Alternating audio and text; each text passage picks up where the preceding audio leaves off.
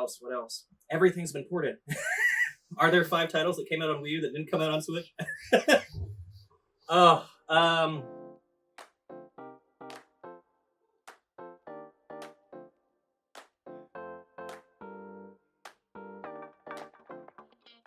Hello, and you're watching Not Hot Ones, the show with hot questions and even hotter wings. Today, my name is Twiggeth, and I am not Sean Evans. Today, we're joined by Nintendo, everybody. Nintendo is a current and retro video game enthusiast. He's a member of the Minus World, and also, in the very near future, has a video game coming out called C.A.R.L. Yeah. Definitely go check it out whenever that releases. Hello, welcome to the show. Thank you for having me. Yeah. This, like I was saying before, you're kind of helping me to make a dream come true here. I've wanted to take this challenge for forever. I'm always glad I can help. Yeah. All right, so you ready to dig into these wings? I think so. All right, let's go. And do you have rules about are you going whole wing or what's your... I mean, it's entirely up to you. Okay. Whoop.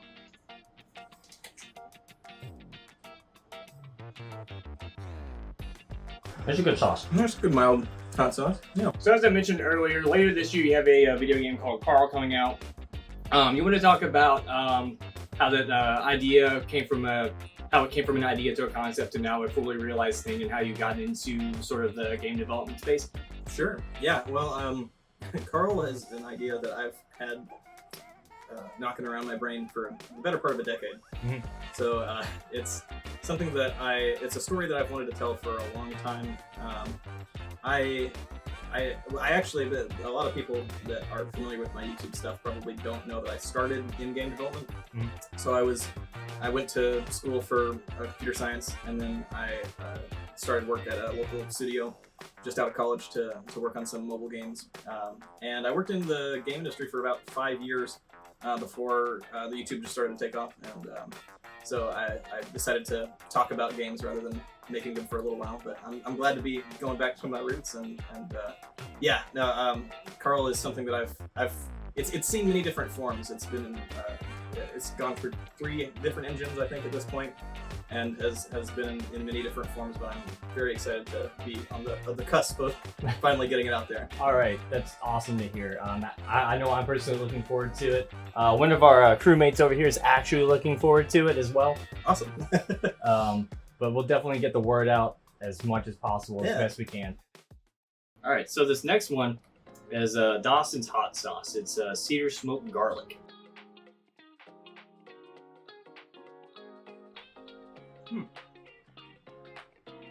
No, I think I'm going to be whole winging it because I haven't had dinner yet. So. You know, same. Yeah. A while ago, this was probably a couple years ago. Yeah. You and Nathaniel Bandy had gone to HYDE. Yeah, HYDE. Yeah. And done some hot wings. Can you tell me more about like that experience? Sure, if I was there too. Oh yeah, he was. Yeah, he. Well, so I roped them into going to HYDE's Hot Chicken in Nashville, Tennessee. If you haven't been there, it's honestly probably my favorite food in the world. I love their hot chicken tenders. And if you haven't had Nashville hot chicken in particular, it's a unique kind of preparation with the bread and pickles, and sometimes some, it's just like some of the best kind of dry heat chicken I feel like that you can have. But yeah, I roped them into to going there and trying some of their hottest flavored chicken, the Shut the Cluck Up chicken, and recorded it all for posterity on video. And that was honestly, it was part of I think it was a $5 bad game challenge or something like that. And that was probably my favorite part of the trip. It's just seeing my buds just suffer. Yeah, that's just just a really nice kind of sadism that goes into that. If I recall correctly, it was part of a $5 bad game challenge. Were you torturing them because like they gave you a bad game? Like, not specifically. Not specifically. It was kind of on the way to revealing the game. Gotcha. Preemptive punishment, I guess. Fair enough. Oh, all right. Well, I guess it's you ready to move on to the next wing? Let's do it.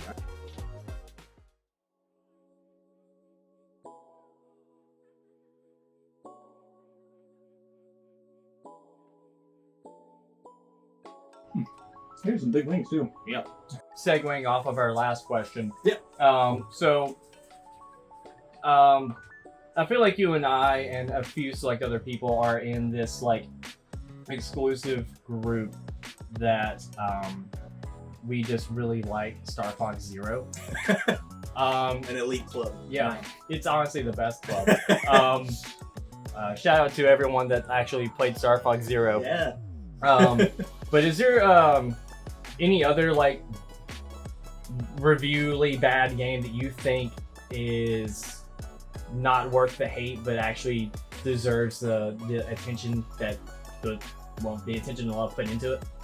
Yeah, I think there was a video I put together last year that was kind of like 5 games I love that you hate in general, that like just games that I like that concept of like trying to pick out things that might not have gotten the attention that they deserve. And I feel like it may be a controversial pick, but one that always comes to mind for me is Duke Nukem Forever.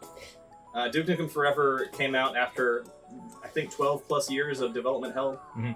And I think it was 2011 that it came out, and it was not, I guess, generally, the consensus was it wasn't on par with everything else that was coming out at the same time. Mm-hmm. But if you approach that in current year with a fresh mindset of just like, you're gonna go and play Duke Nukem, it's gonna be ridiculous and it's gonna be fun, I think you'll have a good time. So I would definitely recommend Duke Nukem Forever to anybody who might have passed it up or had a bad opinion of it a decade ago. You know, I'm kind of the same way. Resident Evil 6 gets a bad rap because it's just so actiony and over the top, but I see it as it's a good game. It's not necessarily like a good Resident Evil game, but it's definitely something that like you and a friend can just hop in, play, and have a good laugh together. Yeah. All at the same time. Yeah. But speaking of now, kind of flipping the script on that, what's a good game that you think isn't deserving of being good? Like a good game that you think is bad? I'm gonna get some flack for that. Hey, it's okay. If I'm talking about just like my personal preference, I'd probably say League of Legends. That's probably one that I would shake your hand, but I have on top of my hands. I've honestly, like, as much as I've tried, I've never been able to get into any sort of RTS type game. The closest I've gotten is I've played some rounds of Warcraft 3 and enjoyed that. But usually I find myself getting more confused when I have a game where I'm controlling an army or a group of characters rather than one. Even in a game like Pikmin, like you're still just controlling Olimar and like kind of corralling some creatures, so I feel like it's a little bit different. But yeah, I'll probably get some flack, but I'll say League of Legends. I'll be right there with you as well. Oh, all right. You ready to move on? Yeah. All right. So this one is Angry Goat Phoenix. Angry Goat Phoenix. Okay. Is it gonna transform? It just might. These are some good wings too. I want to give compliments to the chef. Shout out to Nathan in the chat. Yeah. Made some good wings. Gotta wipe off my face with Bowser. Only the finest for you. I appreciate it. Rolled out the red carpet.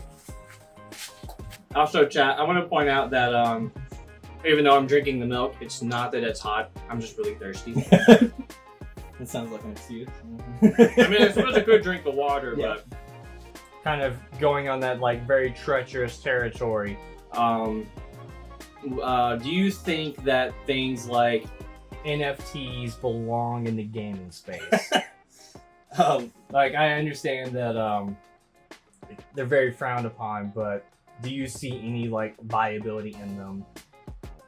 I think, as far as NFTs in particular, I'll preface this by saying I have a very uneducated opinion, I think, but my I guess what I would say is I haven't seen anything particularly good or compelling in that space. I've seen some projects that seem interesting as far as with like related technology, with like blockchain technology. Like there's some games that are like playing around with the idea of like in-game currency being something that can be transferred out of the game and used as real currency or something like that, which is interesting. I don't know what sort of farther reaching implications that might have. But I would much rather be focusing on the games themselves than the whatever sort of emerging technology could be kind of shoehorned in there. Fair enough.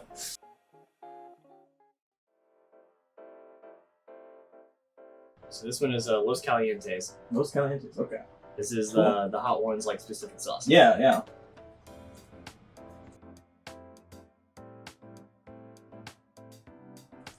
Not sponsored, but that is pretty nice. Yeah. It's really good.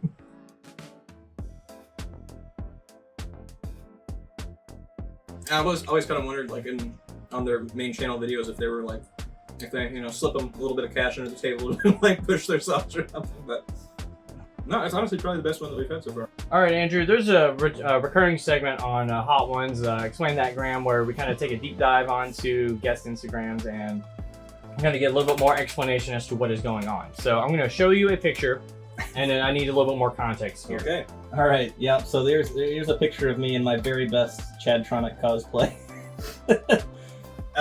So ever since I started on YouTube, very early on, I was getting people comparing me to Chadtronic, and to be fair, like Chadtronic was definitely one of my big inspirations for first starting on YouTube, and especially for setting up my set in a way that's like visually interesting. Yeah. So I've never taken that as anything but a compliment. For 1 year for Halloween, I decided to really run with the joke and got some, you know, like Party City blonde spray hair stuff and a blue shirt, and that was honestly one of the easiest Halloween costumes I've ever had to do. kind of a closet cosplay. Yeah. You could probably easily go to a convention and like fool everyone into thinking that you are Chadtronic. Yeah. Well, I would hope that you wouldn't do that. Yeah, we'll see.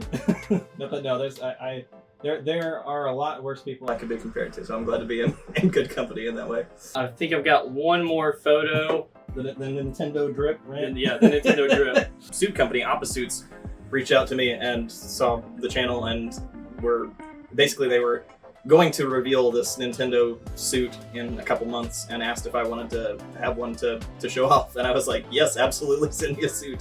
And then I wore it to E3, the next E3, I took that along with me. I think the video game awards too. I don't know if there's any shots of me in the. Yeah, I remember. I was playing Where's Nintendo? Yeah. Watching, and I'm like, I need this for my bingo card. And I couldn't see you. I could see Jeff Keighley, but I can see Jeff Keighley and Nintendo only announcing Bravely Default 2. That was it. Yeah.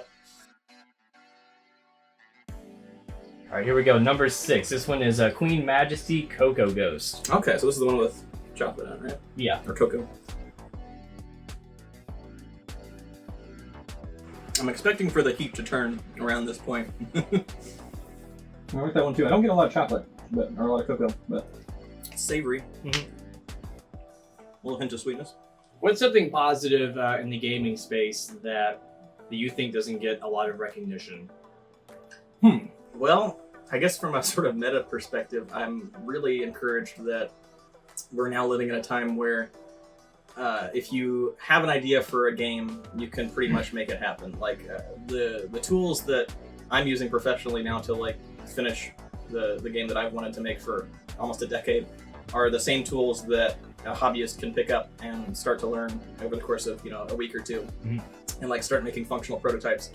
So it's been pretty interesting to see. Like when I was a little kid, I remember being enamored by video games, but always just kind of feeling like the process from idea to production was kind of magic. Like I had no clue, no concept of how to get from point A to point B.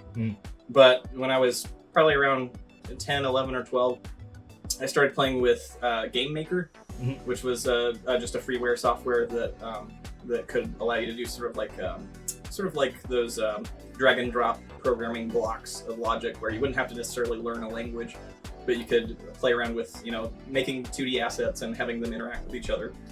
And now it feels like that's that sector of the game industry has been expanded to the point now you have Unity, of course, which is just one of the big names for indie development, but there's Unreal is pretty approachable too, and there's just a lot more resources for someone wanting to break out into the indie game space. So it feels like a time now where if someone has the drive and has the idea, they can make it happen, which is really exciting to see. That's a good answer. Yeah. Cool. All right, you ready to move on? Let's do it. All right, here we go. Number 7. This is the one that I was first a little afraid of, I think. What is this one? This one is 13 Angry Scorpions, Jekyll and Hyde. Oh, that sounds tame. That's fine. It's fine. Yeah. I feel like there is a sort of turning point where you can when you start to just smell the phenomenon of like, there's definitely some like the pain over pleasure here in this mix of the sauce. Like you can just kind of like the capsaicin hits your nose. It's like, oh, it's gonna be a little bit more rough. But. I'll be brutally honest, and it's not as good as those last two sauces. Oh yeah, they're not my sauces. Yeah. I mean, all these sauces were a gift, but they're not my sauces. All right. So I'm gonna kind of take a little play devil's advocate for a moment. So Okay. So recently, Nintendo will release a game, and then kind of like, I feel like it's not done entirely, and they'll just casually like add like updates to make it a more fuller experience. Do you have any like what's kind of your take on that? Like, is it kind of more of a make the game like a longevity thing, or is it just kind of like a get the product out the door and we'll finish it later? I would say I think that this is a trend that I've seen not just in Nintendo but in the game industry overall. Mm-hmm.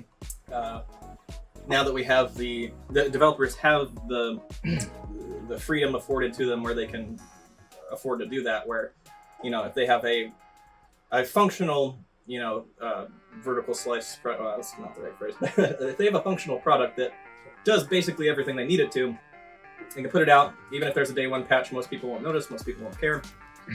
As a physical collector, that does irk me more, because I like the concept of being able to have the media on a physical in physical form, where you can go back and once those servers are shut down, then you won't have to worry about not having the same experience as somebody else did.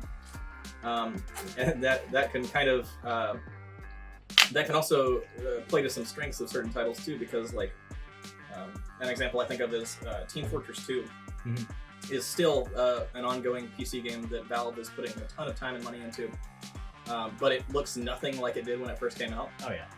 You can go to any used game store and get the orange box for like Xbox 360 or PS3 today, and go play what Team Fortress 2 was at launch, and it looks nothing like what it does now. And that's not a bad thing. Like they're both, I think, valuable experiences. But I would like to see more of an emphasis being put on having a stable finished product in that first production run, because I like if it was the 64 era, they couldn't afford to do that. If your cartridge was broken, like a game like Turok Rage Wars was, where the co-op mode was completely broken and you couldn't finish the game in co-op mode, those sort of mistakes were more costly back then, and now they kind of fly under the radar. But I do think in the grand scheme of things, Nintendo has been pretty good about that comparatively, I think, to a lot of the big studios like EA or Ubisoft or something like that.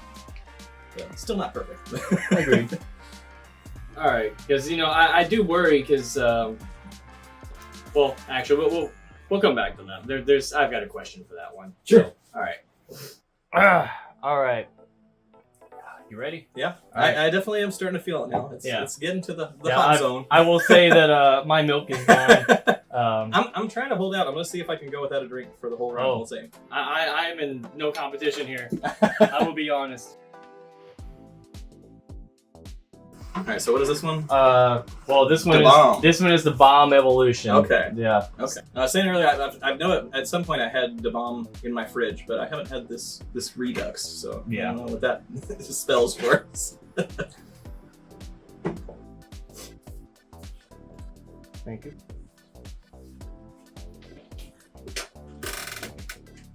Shout out to my wife, everybody. All right, here we go.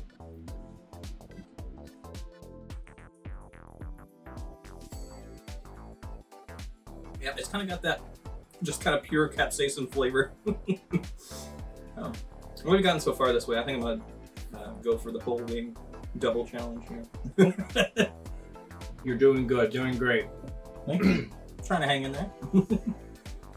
Speaking of trying to hang in there, so let's talk about games that are lost to time, or games that are potentially going to be lost to time. So with Nintendo announcing that the 3DS and Wii U eShops are going to be kaput in March of 2023, what are some games that are kind of gems that you think may be lost to time when that does happen?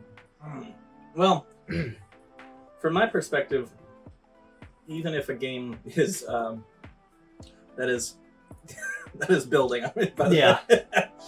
Now, even if the game is like not technically good or fun, I feel like every game is important to a degree in a way. Like, so there are some games like you mentioned the 3DS.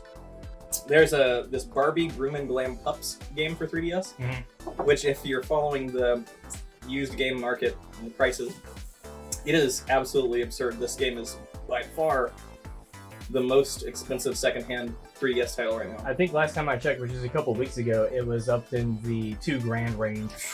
That is ridiculous. I feel like last time I looked, it was under $1,000, but I don't doubt it. It's shocking. But like, I do, even with a game like that where, you know, like it's, by pretty much anybody's standards, it's shovelware. Yeah. It's still, I think, culturally significant. And so I think the conversation should branch to the concept of preservation. Yeah, I'm starting to. I'm feeling it. Got my eyes watering. But, I'm holding up. I've got 2 more wings. I can make it. 2 more wings. All right. I will be honest. I feel like we're kind of going on this co-op experience together. You're leading the front. I'm just kind of in the back, like I'm here. I'm wailing on it, but you're just like. I've got you for that support. You did this last week, so I know that you didn't die. So no. You know, that's good news. It's a good sign. So this one is a PUCKERBUTT Company Extra Mean Green. Good. Good. I'm glad. All right. That one actually has some flavor. It's still way too hot. That one does have some flavor. I don't know if y'all can see it, but he cleaned the wing. There you go. Kind of going back a little bit. So Minus Wood is a group of you, Chara5, Nathaniel Bandy, Tetrapit Gaming. You want to like kind of tell the story of like how you all met and how this like group like came to be? Yeah, sure. It was really I feel like at the core of the group was Nathaniel Bandy. He kind of knew most of us at the time and got us together. It was, I want to say, close to probably around 4 years ago at this point that he knew SMG4, Luke, and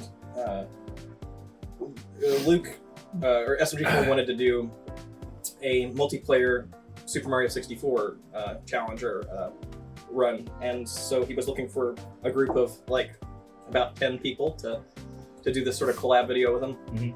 And he reached out to Nathaniel, and Nathaniel said, like, yeah, I know 10 Nintendo YouTubers. I'll assemble the squad, you know, and we'll have some fun, get up to some shenanigans. And we did that, and it was an absolute blast. And we all just had so much fun with it that we kept going with that concept and played a ton of Super Mario 64 multiplayer stuff. It was around the time that those multiplayer mods were first emerging. And it was really just kind of it grew naturally from that. We had a lot of fun playing Super Mario 64 together. It was a game that we all knew. It was very close to all of our childhoods, so it kind of, just organically grew from that. Happy to hear it. Happy to hear it. I'm so happy there's just sweat coming from my eyes. Yeah. Ugh. Yeah, I'm getting choked up thinking about it. All right. Here we go. You ready for... We got one more wing left. Are you ready?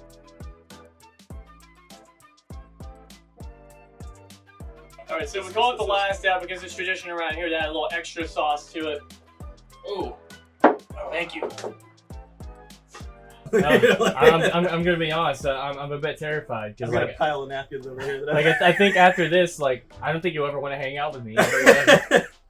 That's what I was worried about when I brought Chari and Nathaniel to Hattie B's, but they still want to hang around, so, you know. That tells you anything. Cool. All right. No, see, that's the only reason I came here was for a free meal, you know? Oh, okay. So, yeah. All right. Perfect. All right. But that's, honestly, that's why I invited you, man. I needed someone to dine with. Yeah. All right, cool. Well then, cheers. Cheers. All right.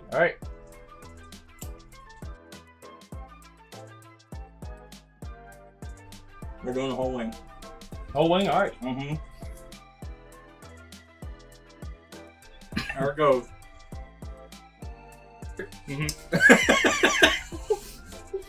No ill will to the hot ones, but yeah, that's not my favorite hot sauce. It's a little intense. Speaking of intense, I got one more intense question for you. Let's do it.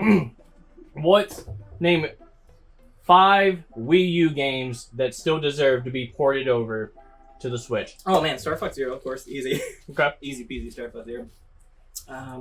Man, I feel like it's gonna get harder. Twilight Princess HD.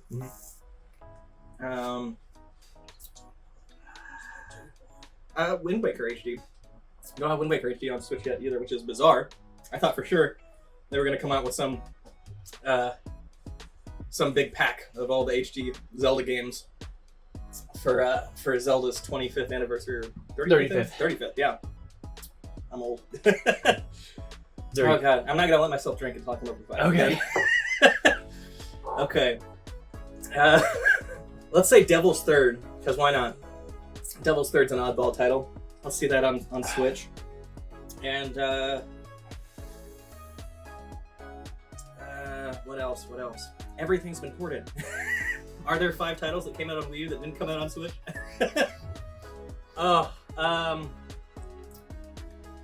Super Mario 3? No, it has been. Crap. Well, see, now you got your shelf up here. I can just cheat. It's not up there. There's one game in particular and that I know is not up there.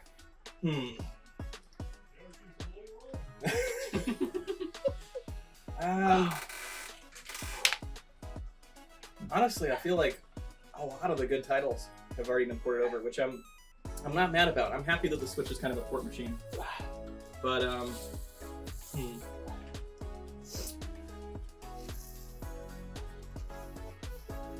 Animal Crossing Amiibo Fest. There you go. All right. Look at you, Nintendo, taking on the gauntlet. You didn't touch the milk or the water. Made it all the way down. You deserve that drink. Look at you. Nothing to do now but roll up the red carpet for you. This camera. Tell the audience at home what you got going on in your life. Well, I've got honestly my backlog of YouTube video ideas is growing. I've like been lacking on my uploads, but that's because I'm putting a lot of work into C.A.R.L. C.A.R.L is going to be coming out this summer, and so if you all want to check out C.A.R.L, I've got the trailer on my YouTube channel. If you go to CARLgame.com, you can check that out. C.A.R.L with a C, C.A.R.L. It stands for Computer Automated Resource Locator. So that's kind of a fun little thing we've done, is that every character in the game is a robot that has an acronym that spells out their function. So it's kind of a little flair that we've added. All right, we did it. All right. Oh no, we're sure. Yeah, we don't have one more hot sauce. No. Hey everyone, thanks for watching to the end of the video. My name is Twiggeth, and again, I want to send a huge thank you to Nintendo for coming out and doing this with me. It was a lot of fun. If you haven't yet, please pick up C.A.R.L. It is available right now on Steam, Nintendo Switch, PlayStation 4 and 5, and the Xbox series of consoles. Get it today and support a good friend.